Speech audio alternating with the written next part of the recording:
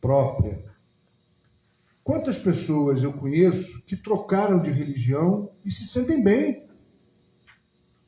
Não necessariamente condenando as suas experiências passadas, mas tendo a oportunidade de se reencontrar. É muito bom a gente ter liberdade. Conheço pessoas que deixaram a sua fé originária, vamos chamar assim, inicial, católica, e são felizes no candomblé, outros que eram da Umbanda foram para o Ifá, outro que era um bandista e virou evangélico, enfim. Óbvio que cada um tem o seu gosto, mas a liberdade de escolha é muito importante. Ela é essencial. Vi aqui na camisa do nosso amigo uma frase muito importante. Por favor, olha só. Jesus foi um militante de direitos humanos. É verdade. Merece uma salva de palmas. E me atrevo a dizer que entre as causas do assassinato de Jesus foi a intolerância religiosa. Perfeito. Exatamente. Nós estamos falando de um símbolo que vai além das religiões ditas cristãs. Nós estamos falando de exemplo de vida. Jesus Cristo foi um exemplo de vida. Eu não sou propriamente cristão, sou candomblessista.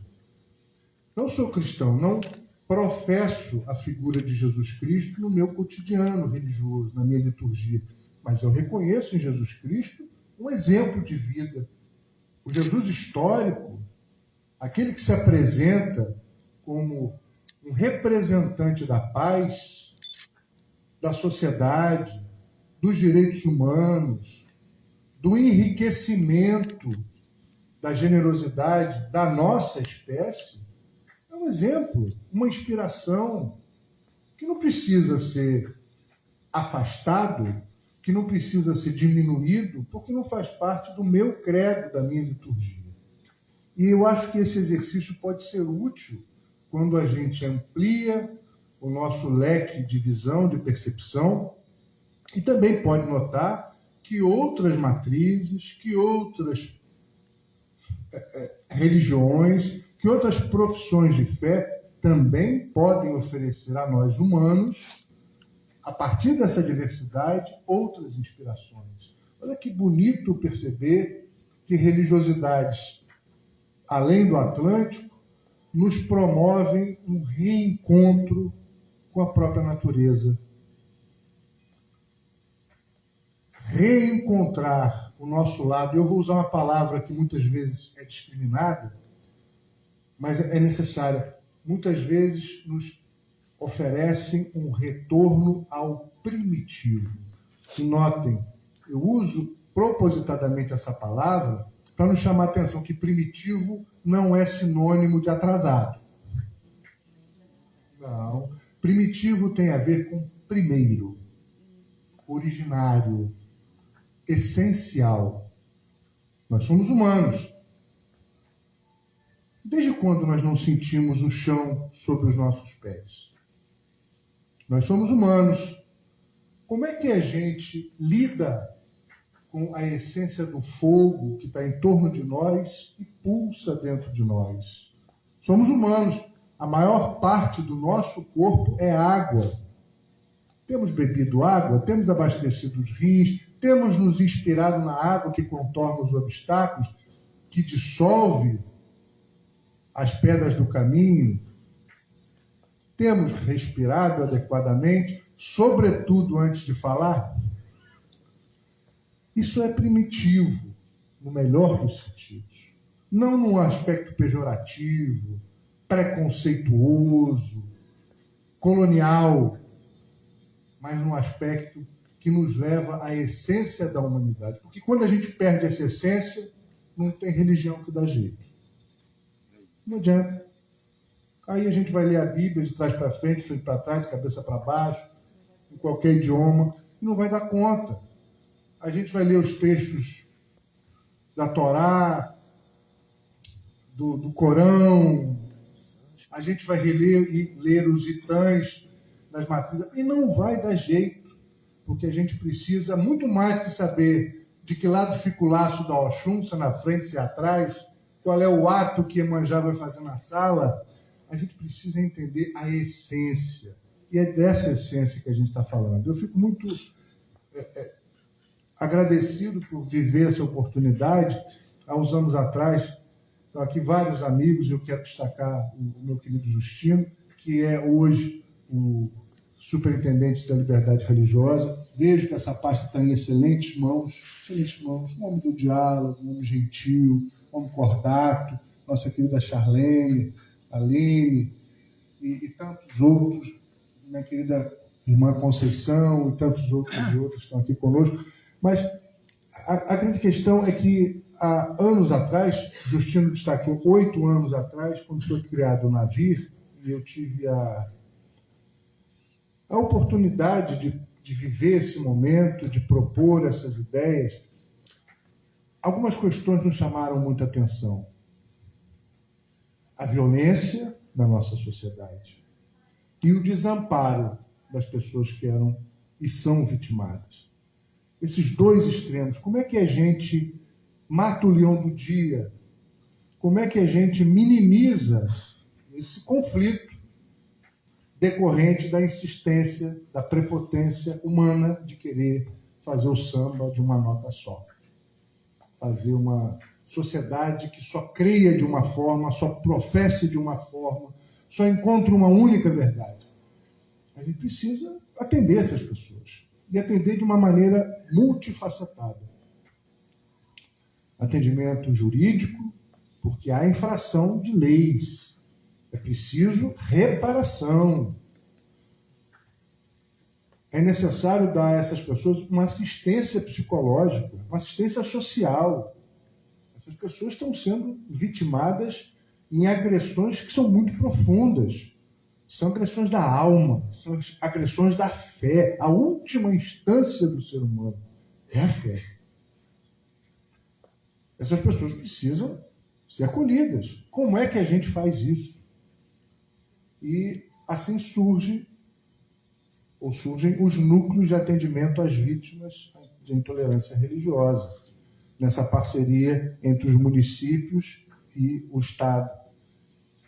Fico feliz que seja um equipamento que está florescendo, que está se perpetuando no melhor dos sentidos, mas, obviamente, a gente precisa sempre mais. Primeiro, reconhecer os nossos limites. É preciso reconhecer. É preciso entender a máquina da administração pública. E digo isso porque eu vivi uma experiência de dentro. É bem difícil. Gente, vou falar dos desafios maiores que eu já tive na minha vida. É muito difícil estar de dentro da máquina. Porque a gente quer fazer e a máquina emperra. A gente quer pensar e a máquina não deixa, muitas vezes. A gente quer transformar e a máquina empurra para lá, empurra para cá. Mas fazer esse processo, como se diz na academia, endógeno, né? Você entrar no sistema para contaminá-lo, no caso positivamente, é não só desafiador, como necessário. É preciso entrar na máquina corajosamente, entendendo os limites dela, para dizer, não está bom assim, essa engrenagem precisa mudar. E essas mudanças se fazem no cotidiano. A gente não pode deixar de observar que os mesmos problemas que motivaram o Navir há 8 anos atrás acontecem aqui agora. Preciso reconhecer isso. A gente não pode botar panos quentes.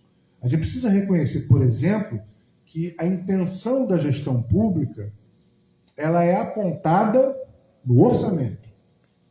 Quando a gente vê que um determinado setor vai receber mais dinheiro e outro vai receber um tiquinho de dinheiro, isso é não só um indicativo, mas essa é uma comprovação, um atestado de que esse assunto não interessa. Esse assunto é relevante. Como é que a gente muda o que para alguns é irrelevante? Assim. conversando, debatendo e muitas vezes tensionando, como disse a Charlene, tensionando com respeito, com cordialidade, sem violência, porque violência não se resolve com violência, mas tensionando porque o debate, que é necessário, ele precisa muitas vezes ser contundente também. O debate precisa não chegar às vias de fato, mas chegar às vias do coração, chegar às vias da consciência.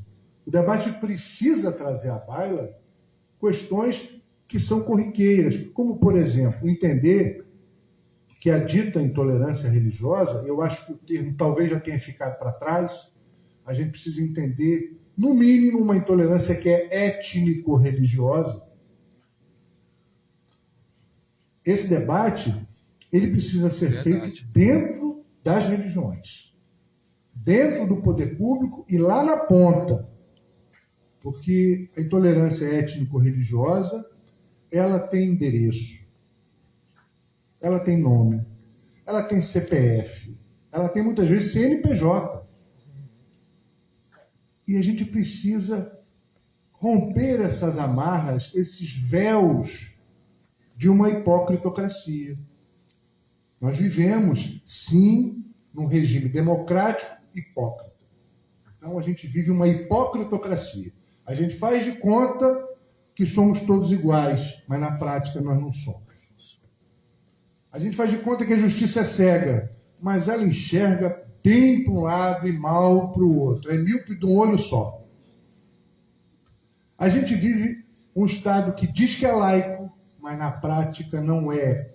Nesse ano de 2026, serão completados 136 anos da laicidade no Brasil.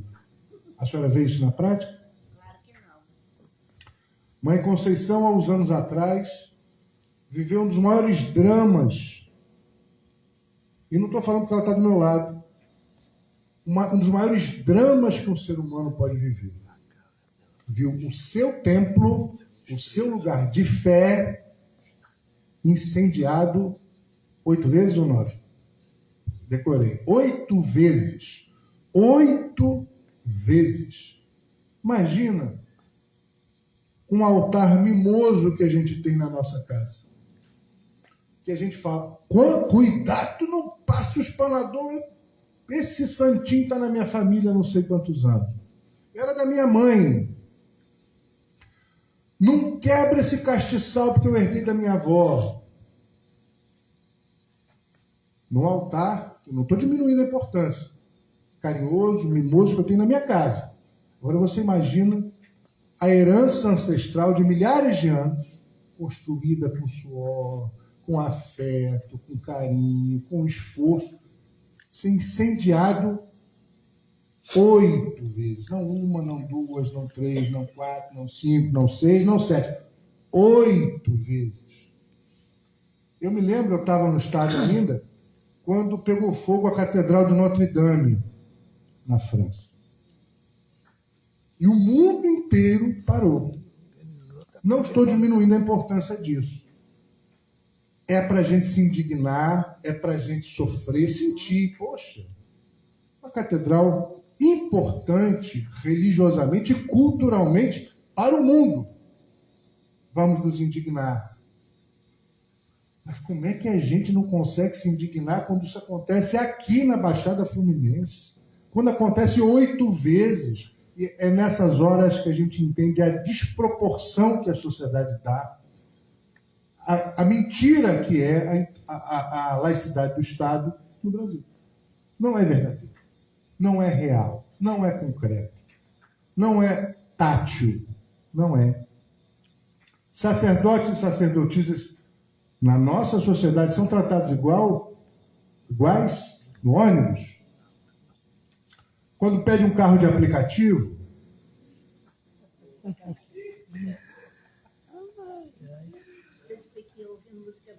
quando vai passar lá naquele portal lá de detector de metais no aeroporto, é igual.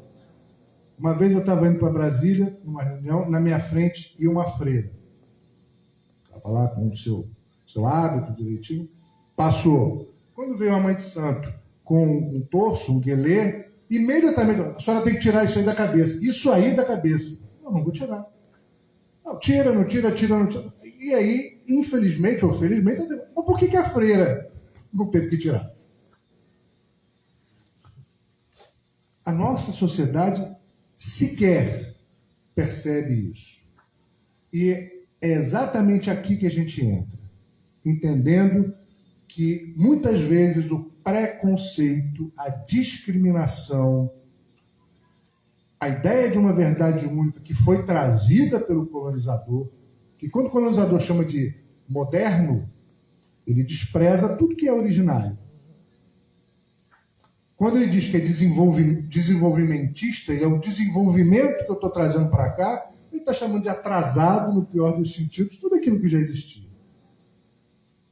Então, é dessa indignação libertária, dessa indignação cristã, que a nossa sociedade precisa. Dessa mesma inspiração de fé, dessa mesma inspiração de humanidade que tantos e tantas lideranças legaram a nós. Mãe Stella de Oxóssi, citada pelo nosso querido Justino, Mahatma Gandhi, Martin Luther King, Jesus Cristo e também os nossos orixás. Que eles sejam,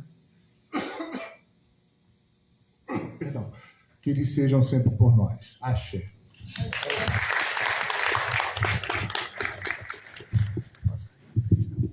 Obrigado.